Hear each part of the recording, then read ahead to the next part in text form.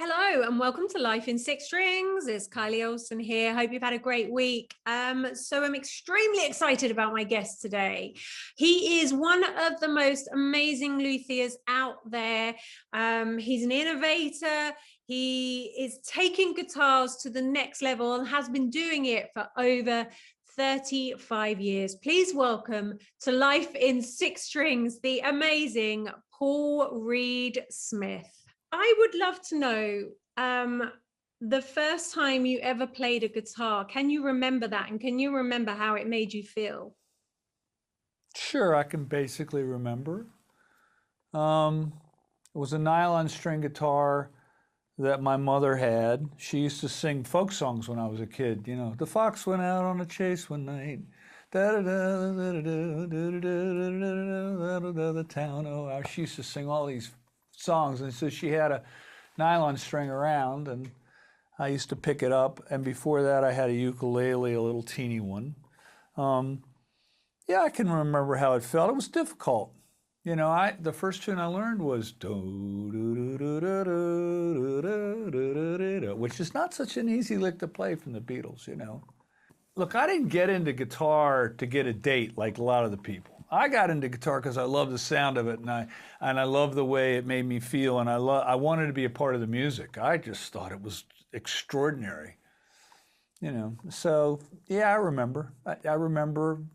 It doesn't feel that way to me anymore, but it feels different now. It feels much more like it's matured, and there's a sound in my hands, and that I want to play music. Now it's much more about the time than it is about what notes I play. Now you feel like you could probably, whatever's inside of you, you can get it out through the instrument, I guess. 30%. 30%. Oh God, Are okay. you I'm sure you can kidding? get more Are than you that. kidding? I would love to be able to instantly sit down and play Blackbird or any tune I ever heard. I've known some guitar players that are that good. I've seen John Mayer sit down and play anything he can hear. He hears it in his head, he can play it. Carlos Santana's that way. There's a lot of really, really, really good musicians on this planet that have music in their minds and their bodies all day long. Mm-hmm. So what was your dream as a kid? I mean, when did you decide that, okay, I want to make guitars? When I wasn't allowed in the club. I didn't have a good enough guitar to be in the club. All the other parents were buying their kids PAs and guitars and basses, and I didn't have any money. So the only way I could get in was to make it. So if I wanted a bass amp, I had to make it. If I wanted a guitar, I had to make it.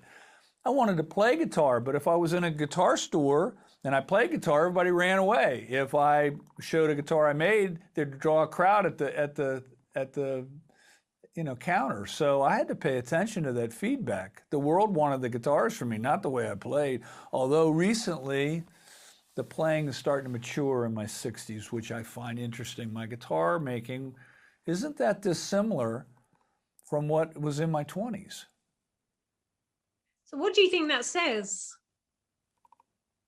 That was probably a guitar maker in an earlier life and not a guitar player. I mean, Okay. I look at pictures of this young kid and I go, how did he know? How did he have any idea how to do that? I can't figure it out. And I'm looking at me. You know, somehow viscerally I had an understanding of it. But So what guitar were playing you has been, I've had to learn guitar playing piece by piece by piece. Now, yesterday, the singer had to actually sing along with one of the solos I played. I felt better about myself afterwards because Mia it was actually very melodic. I was impressed. I was like, wow, did I play that? That's cool. It's interesting though that you say, you don't feel like you were the guitar making just came very easy to you Mm-hmm. and you kind of don't know how you got it, but the guitar playing was a lot harder. Yeah. um I guess that's what happens when you have a real talent for something. It's easy. You don't know how or why, but you can just do it. So guitar makers don't get good till they're my age. If you study all the good ones, you know, Stradivari or D'Angelico or any of them, you know, they experiment a lot in their early years, and then they settle down at my age and do the same thing over and over and over again.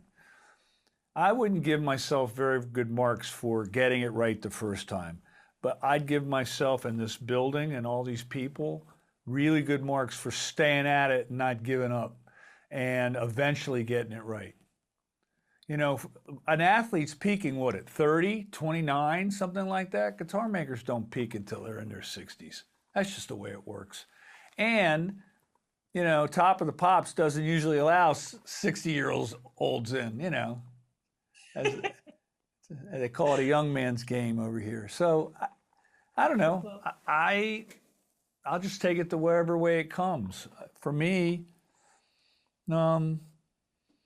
I just enjoy getting a hard hit, whether it's a really good instrument like the one I'm holding. I mean, this is really a nice guitar. I like this thing. We just made these.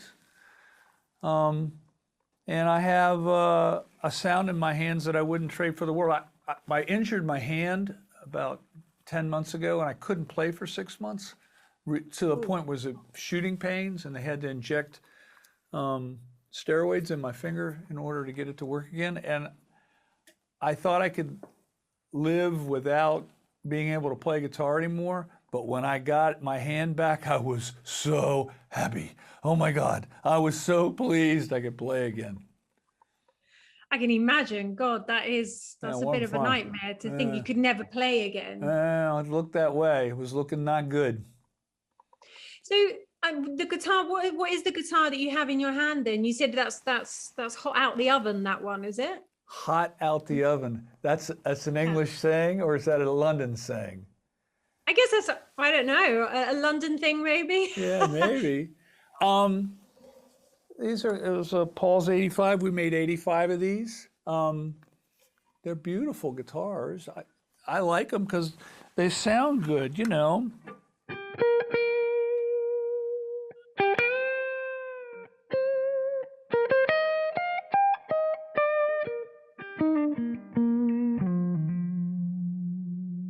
And the note lasts forever.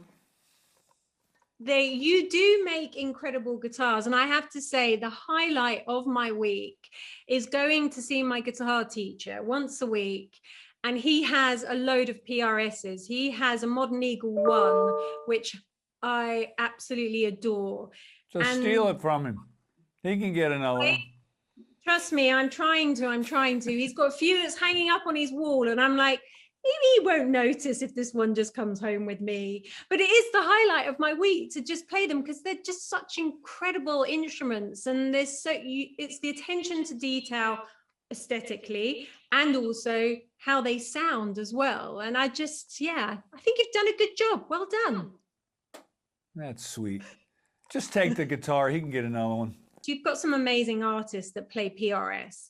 When you get an artist that come to you like John Mayer or Santana or Mark Tremonti, when they come to you and they want you to make a guitar, what is it that how does it work, the collaboration? Do you kind of listen to their music and decide, or are they deciding? How do you work? Every way. In the beginning, I used to play all the guitars that the guitar player had to try to get an idea what they liked. But John was very clear about what he needed. He wanted an interactive feedback loop so he could get an instrument to play in Dead & Company. Mark Tremonti was very clear about what he wanted. Carlos Santana was more accepting of what I'd already handed him and then modified it over time. Depends. Some people, they are different. Some people want every detail exactly the way they want it because they're trying to build a tool to do a very specific job. And once I asked the great Brent Mason, who's a Nashville studio guitar player, I said, "Why do you like this DGT guitar?" He goes, "Because it works for me," which was a very sophisticated answer. For him, it worked for him. That's what he was looking for, a tool to do a job, The Modern Eagle that you're talking about is a tool to do a job, and hopefully you can play any kind of music on it, not just one kind. Yeah. Yeah. Yeah, well, it's a beautiful instrument. So I loved, I read that Santana said you handed him 3 guitars and it was the 4th that he finally was That like, was, okay, I'm sold.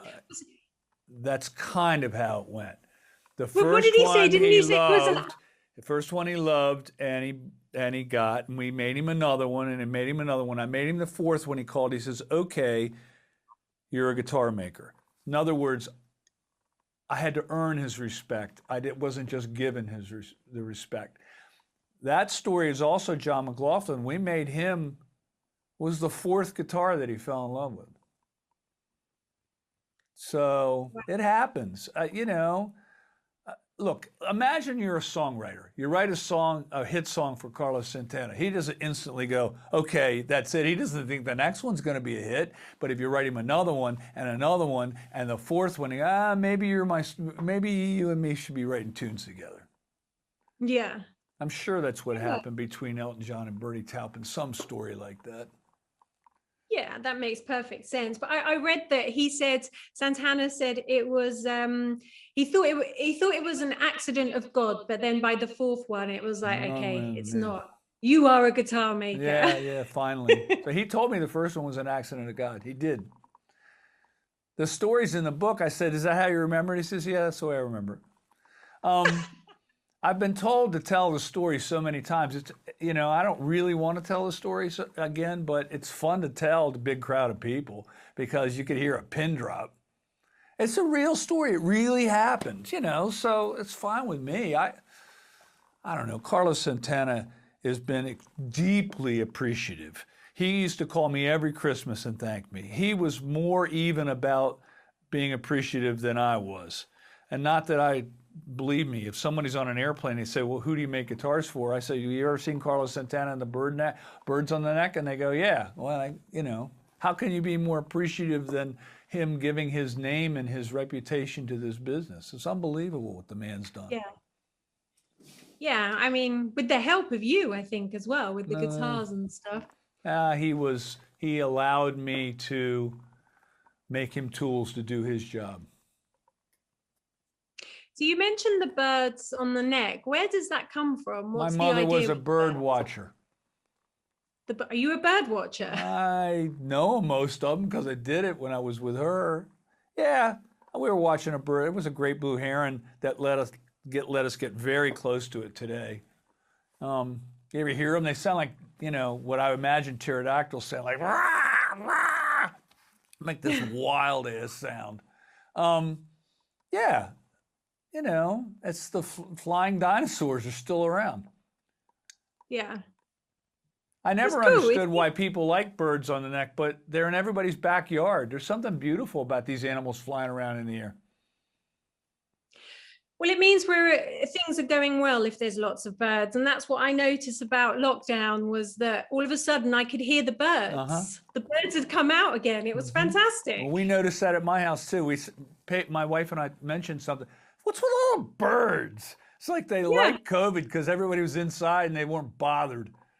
Yeah, exactly. The humans are locked away. Fantastic. Yeah, the humans are locked away. Great.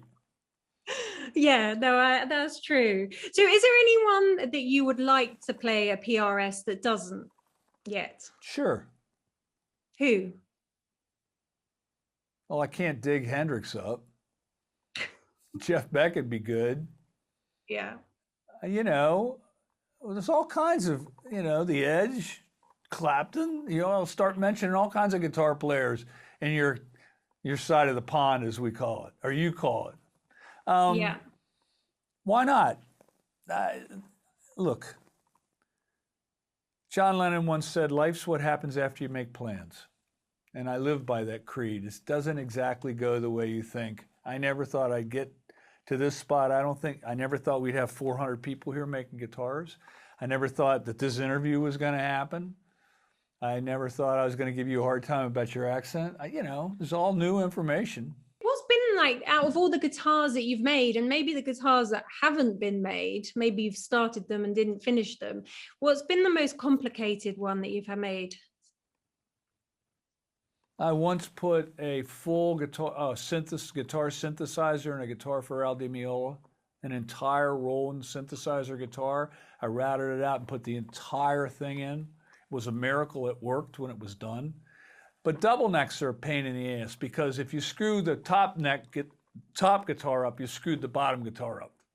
It's twice. I mean, you only have to. Now you got to. If you ruin one of them, you ruin both of them. I don't know. Complicated. Dragon inlay guitars are pretty complicated. I don't think pleasing you with a good guitar would be that complicated, but I can tell you, making sure Jeff Beck would be happy might be complicated. I think you're right there. I think you might be really easy to please. Yeah, well, I can't make them sing that pretty yet, so well, no, that's teachable. That's teachable. That's if you sit down with a really good guitar teacher and you get them to teach you how to play one note pretty, and that's the only thing you're asking them to do. I mean, Carlos Santana used to do it. He would go.